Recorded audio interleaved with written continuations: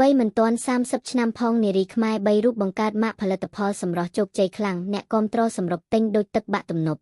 មួយរយៈក្រោយនេះប្រជាជនយើងហាក់ងាកមកគាំទ្រផលិតផលក្នុងស្រុកខណៈដែលគុណភាពនិងស្តង់ដារផលិតមិនចាញ់ម៉ាកល្បីពីបរទេសចំណោមនោះឃើញថាម៉ាកផលិតផលសម្រស់ដែលបង្កើតឡើងដោយកូនខ្មែរវ័យក្មេងកំពុងទទួលបានប្រជាប្រិយភាពគួរឲ្យកត់សម្គាល់ជាក់ស្ដែងដូចជាស្ថាបនិក3រូបដែលគេស្គាល់ថាជា influencer ពួកគេបានបង្កើតផលិតផលផាត់មុខជាម៉ាកយីហោផ្ទាល់ខ្លួនហើយបច្ចុប្បន្នកំពុងកាក់កបមានទីផ្សារខ្លាំងពីយុវវ័យមួយជាស្រីនីក្រៅពីជា influencer ជា YouTuber ជាម្ចាស់សម្អាងការជាស្រីនីក៏ជាស្ថាបនិកផលិតផលផាត់មុខម៉ាកវីយងជាលេការពារកម្ដៅថ្ងៃ Skin Filter Sunscreen ដែលអាចប្រើជំនួសសំសើត្រណប់ Foundation ផងនិង Cushion ផងពីពេជ្រពិសេស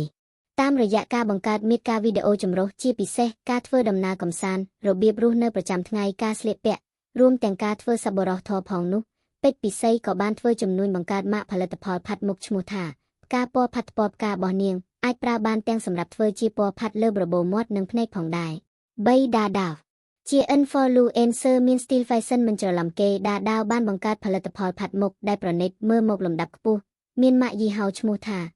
Emol ផលិតផលរបស់នាងមានច្រើនយ៉ាងរាប់តាំងពីក្រែមបូរមាត់ពណ៌ផាត់ពណ៌ shimmer oil ចេសិតចិញ្ចើមរួមទាំងទឹកអប់ផងដែរ